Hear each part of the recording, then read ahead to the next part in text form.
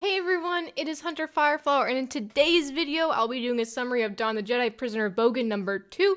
So if you haven't seen number 1, you should go definitely check that out. I'll leave a card in the description as well as on the video. You should see a little link for it. So watch the first one if you haven't seen that. And if you haven't seen volume 1, which is Force Storm, you should watch that before you watch this one. So there's a lot of videos you gotta catch up on if you wanna be on the page for this one. Let's see what's gonna happen. We have Daegon Lok and Xesh off of Bogan, and let's see what our journeyers are gonna do. Are they gonna make the Force Saber? We'll find out. So without further ado, let's begin. And we're at, I believe it's pronounced Vor Epe, and at this temple they try to make tools that they can use to manipulate the Force in a more of a physical way. And then we have Master Tem Madog over here. He looks like a Cathar to me, I'm assuming he's a Cathar. And he's over here with Xesh's Force Saber. He's testing it, he's throwing it in hot liquids, he's throwing it in cold liquids, and he's trying to turn it on and he can't. And he's just fiddling with it to see if he can turn it on. We see sek'nos over here with Shae, Hawk Ro, as well as Rory Fen over here. They're talking to the Master, telling him there's no switch to turn it on, but you draw on the Force to turn it on. Tem Madog over here asking Shae, like, hey, can you turn this on? I want to see how you work this thing. And she's like, oh, I can't seem to turn it on. And then the Master goes on to say, you know, I was told that you were very angry and unbalanced when you turned it on. You know, maybe you have to get angry to get it to work. Shae then says, you know, I don't want to have to go back into anger and this unbalance to turn it back on. She doesn't want to go down that way because I'm assuming she believes it will lead her to the dark side. Then Hawk Ro asks to have the lightsaber, and he's able to turn it on. And the only way he could actually do that is if he's channeling it with some darkside energies. We then see Hawk Ro start cutting and slashing with it, and he seems kind of angry, and the Master's like, oh, you know, that's really cool, you know? And then he asks, how come you could turn it on while Shae couldn't turn it on? Hawk Ro then kind of gives himself a little ego boost, and he's like, well, I'm not a journeyer, I'm a ranger, I'm more mastered of the Force, you know, I found balance in the light and the dark.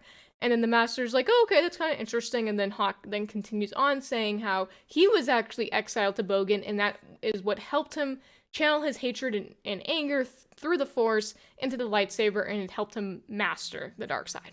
The Master then decides to have Hawk Ro keep the lightsaber, and basically just tells him, you know, find the weapon's potential and tell me what you think about it, and tell me what anything you find. Rory then voices her concerns to Hawk Ro because she believes that that lightsaber that takes all this dark energy will lead him more towards the dark side, and she warns him, you know, the dark side's like, you know, bad path to go down if you just follow that. And then Hawk just kind of low-key's like, hey, you were on Ashla for a long time, you know, because she was too focused on the light side. Hawk then says that he's willing to pay this price of potential corruption just so that he can have the upper hand. And he also said that he has now found balance in the Force, and we'll see if that's true, or maybe Hawk will be turned to more towards the dark side as the story progresses. We'll find out. A little time passes, and we see Shae over here talking on the comm with her master, Quan Jang.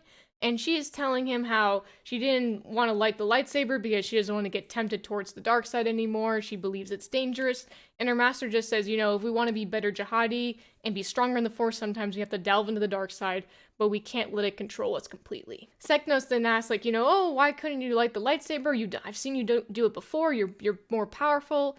How come, you know, what's happening? Why can't you light the lightsaber? Shae then says, you know, to use the lightsaber, you have to go into these dark emotions, and it puts her in a very dark place. And sek'nos is very, very sympathetic towards her and basically says, you know, are you thinking about your parents? And then Shae goes down kind of upset. He talks about how she misses her family, she misses her parents, and she hates the Depot Wars and Queen Hadia, and how she has to bring up that stuff to actually light the lightsaber. We then flash forward to Trill. She's over here deep in space in her spaceship. If she can find Xesh, she can find all the Force users and report back to Skalnas, where all of them are, and basically she'll get like winning points of the Rakata. But as she's trying to focus on Xesh, she is recalling these memories that she had with Xesh in the past to help her focus to find him. We then see in the bottom panel here a little flashback of when they were brood mates.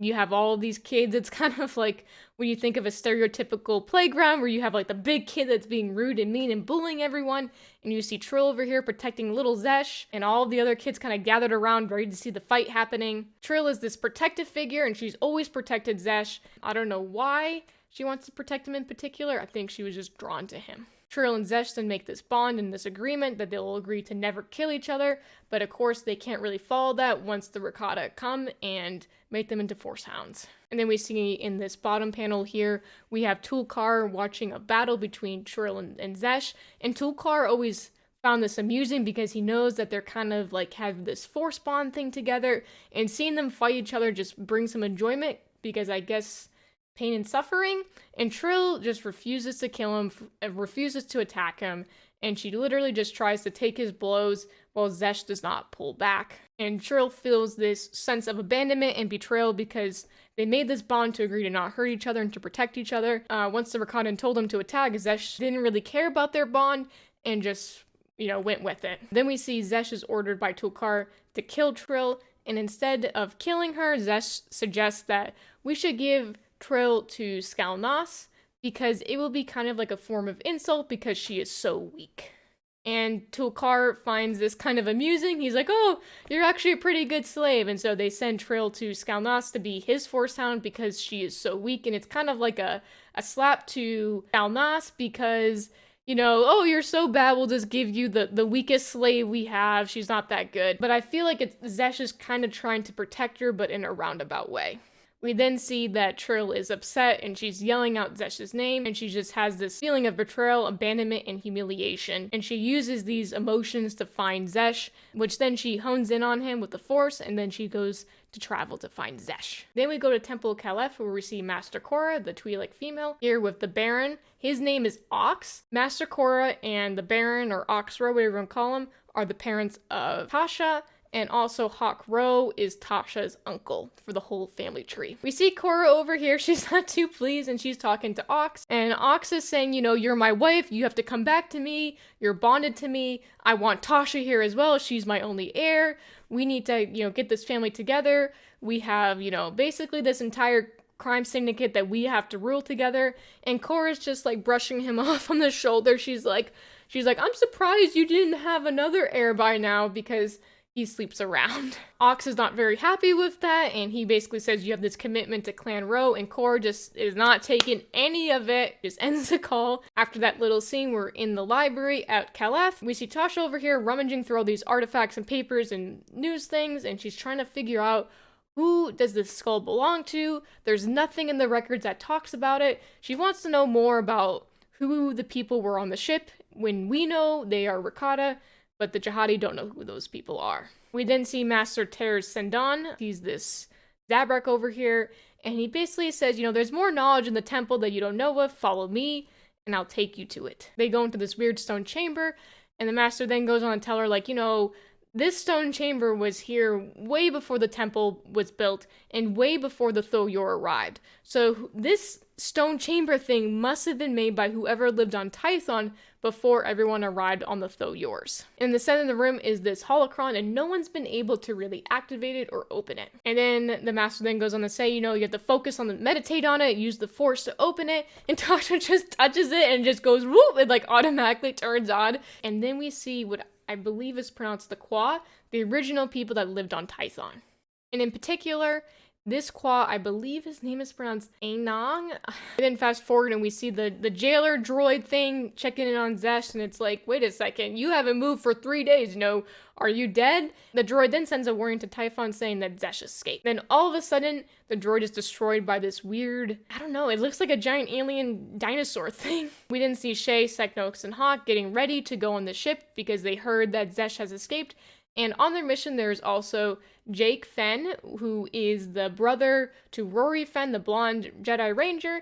And then we also see Belzana, who is this samurai-looking chick, and apparently she's one of the best trackers the Jihadi have, and they're going to try and track down Xesh. We then flash forward to Xesh, where he's having a nightmare, experiencing the explosion of the Rakatan ship above Typhon, and you see Xesh over here killing the Rakata, and he wakes up and he's screaming and yelling.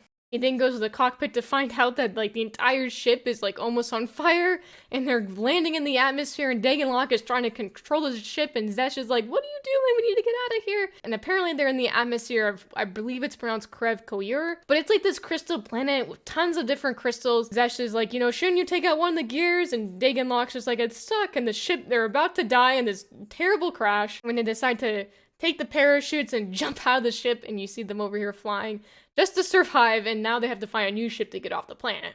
We then go back to the Journeyers who are on Bogan. We have sek'nos, Zana, and Jake over here going to Xesh's home, and they're saying that, he's not here, there's just a bunch of these little dragon demon things. And apparently the dragons are called jet juicers, and they were made by the Jihadi Council, and they were put on Bogan to find explosives that were planted during the Depot Wars, but now they kind of call Bogan their home, and they're this apex predator. We then have Rory, Hawk, and Shae, and they go to Daegon Lok's house, and they find this giant temple of him, and they see the forcesaber, and they know that Daegon Lok is probably involved with Xesh's escape in some way. And in addition, at Daegon Lok's house, they find parts of the ship that they were on, and they've now figured it out that they probably left the planet. Hawk then tells them the vision that he shared with Daegon Lok down when they were at the chasm, where they saw this war of just ships on fire, the planets blazing in flames, and all they saw was this army of shadowy figures that had forcesabers. But while he's telling the tale, he's saying it wasn't Daegon's vision, it was actually his own vision, and he starts to attack Rory, and you get this feeling that he has this sense of darkside corruption because of his ventures into the chasm, and we see Shae over here trying to stop him, but Hawk has his lightsaber out and is literally about to kill Rory. And eventually he stops and he says, "I'm in balance, I got this." And everyone's kind of on edge because he just tried to kill Rory and now he's like, fine. Hawk then tells him that he was sent to Bogan after he had this shared vision with Daegon Lok, and he kept telling himself that vision never happened and that it was fake, but deep down inside he knows that vision was true and that is what he saw. So he's been kind of lying to himself the entire time that all these visions he's been having were fake, but in reality he knows the truth. He then puts two pieces together and says, Daegon Lok is following this vision and he believes that Xesh is the final piece to fulfill his destiny and this vision that he had. They then have a quick meeting and they say, where could Daegon Lok get the pieces to make a forcesaber? And they've come down to, they're going to go to Nox to get the machine parts and make the hilt and everything. And they're also going to Krev Kior, I believe that's how you pronounce the crystal planet, to get the crystals. So they're going to set out in two different groups to go to both planets and see if they can find Daegon Lok and Xesh before they actually make this vision come true. So I guess in the next comic we'll see what happens next. Is Xesh and Daegon Lok going to make the forcesaber? Is there going to be a confrontation? Is someone going to die?